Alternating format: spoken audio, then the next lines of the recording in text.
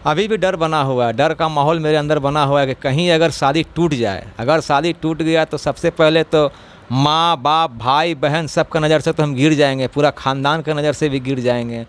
अभी भैया को लेके जो भी नेगेटिव न्यूज़ फैलाया जा रहा है कि ये क्राउड फंडिंग कर रहे हैं और मनीष कश्यप जो है इनका वो टाइप हो चुका है पैसा वो बराबर इक्वल बांटने का, तो ये सारी चीज़ें गलत हैं। कल को इसको भीड़ में पकड़ के पीट देगा, मार देगा, ठीक है, तब तो फिर ये अपने घर से एक सदस्य ख़त्म हो गया। दोस्तों नमस्कार, आप देख रहे हैं मंथन न्यूज बिहार। दोस्तों कुछ दिन पहले बिहार की राजधानी पटना में एक रिक्शा वाला जिसका नाम दीपक शर्मा है वह काफ़ी वायरल हो रहा है। दोस्तों उनका इंटरव्यू कई मीडिया हाउसेस और यूट्यूब चैनलों ने लिया। जैसा कि हम सभी जानते हैं कि सारे लोगों ने उनकी मिमिक्री को दिखाया जिसके बल पर उन्हें प्रसिद्धि भी मिली। उनका बचपन से सपना था कि मैं लोगों के बीच में प्रसिद्ध हूँ, लेकिन 2-4 दिनों से उन सब के इतर उन सारे प्रसिद्धियों पर ऐसा लगता है कि मानो पानी फिर गया हो। कुछ लोग जो कि स्वघोषित पत्रकार हैं तथा कथित पत्रकार जो दीपक शर्मा की कला को प्रदर्शित करने के बजाय उन पर कई तरह के आरोप लगा रहे हैं। न सिर्फ दीपक शर्मा पर बल्कि उनके परिवार वालों को भी उन्होंने नहीं छोड़ा है। उनकी बहन, उनके भाई, उनके माता पिता और न जाने उन पर क्या क्या आरोप लगाए गए हैं। यह गौर फरमाने वाली बात है कि इस तरह के आरोप कितने जायज़ हैं और कितने तथ्यपरक हैं। मैं उन सभी तथाकथित पत्रकारों से कहना चाहता हूं कि यदि आपके पास कोई साक्ष्य नहीं है तो आप किसी को आरोपित कैसे कर सकते हैं? क्या आपकी पत्रकारिता इतनी ओछी है कि बिना साक्ष्य के किसी को आरोपित किया जाए? आप किसी पर झूठे आरोपों से किसी को दागदार नहीं कर सकते। क्या मिल जाएगा आपको इससे? थोड़ी बहुत प्रसिद्धि। मैं आपको बता दूं कि ये जो थोड़ी बहुत प्रसिद्धि मिली है उन चंद तबकों के बीच ये प्रसिद्धि आपकी ज़्यादा दिन तक टिकने वाली नहीं है, क्योंकि आपने किसी की भावना के साथ खिलवाड़ किया है, किसी की इज्जत के साथ खिलवाड़ किया है।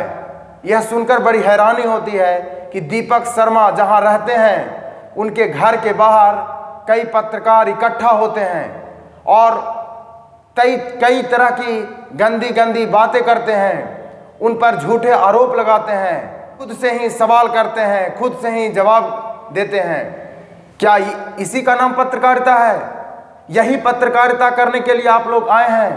आपके द्वारा इस तरीके की पत्रकारिता समाज के, राज्य के या देश के उन सभी पत्रकारों को कहीं न कहीं दागदार किया है, क्योंकि किसी के चेहरे पर यह नहीं लिखा होता है कि यह कैसा आदमी है।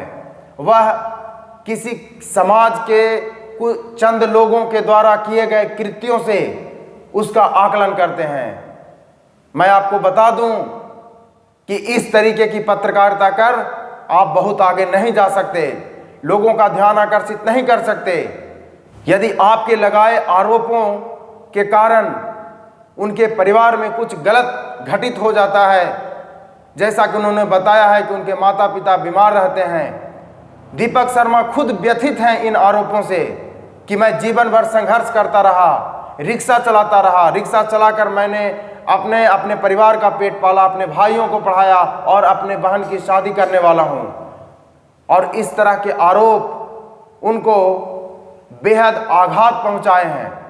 इन आरोपों से यदि दीपक शर्मा के घर में या दीपक शर्मा पर यदि कुछ भी गलत घटित होता है तो इसके जिम्मेदार भी आप तथाकथित पत्रकार होंगे। आप लोकतंत्र के चौथे पिलर यानी पत्रकारिता के क्षेत्र में आए हैं। आपका काम समाज में चल रहे उन सच को दिखाना है जो कि तथ्यपरक हो। झूठे आरोप लगाकर आप किसी को दागी नहीं कह सकते। कैसी कैसी बातें दीपक शर्मा के बारे में चल रही हैं, उकसाया जा रहा है न सिर्फ लोगों को बल्कि चूंकि दीपक शर्मा रिक्शा चलाते हैं, रिक्शे वालों को भी उकसाया जा रहा है। यदि कल को दीपक शर्मा बाहर निकलते हैं और उनके साथ कुछ गलत घटित हो जाता है, इसका जिम्मेदार कौन है?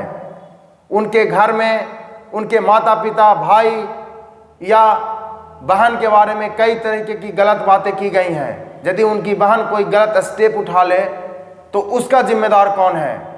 आज आप लोगों की वजह से दीपक शर्मा 5 दिन से रिक्शा नहीं निकाले हैं। जो भी कमाई होती थी उनके रोज के तौर पे 200, 300, 400, आज 5 दिन से उनकी आमदनी ठप है। आज उनको खाने के लिए सोचना पड़ रहा है क्योंकि आमदनी नहीं है। इसके जिम्मेवार कौन है? यदि उनकी बहन कुछ गलत स्टेप उठा ले, इसका जिम्मेवार कौन होगा? झूठे आरोपों और बिना साक्ष्य के बातें कहने से पहले क्या आपका मन थोड़ा भी नहीं डिगा?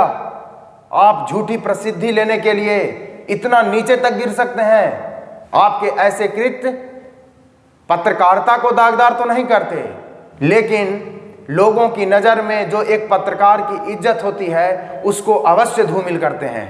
इसलिए मैं आप सभी पत्रकारों से, यूट्यूब चैनलों वालों से, ब्लॉगरों से ये गुजारिश करता हूं कि कृपया करके आप दीपक शर्मा पर आरोप किए झड़ियां लगाना बंद करें।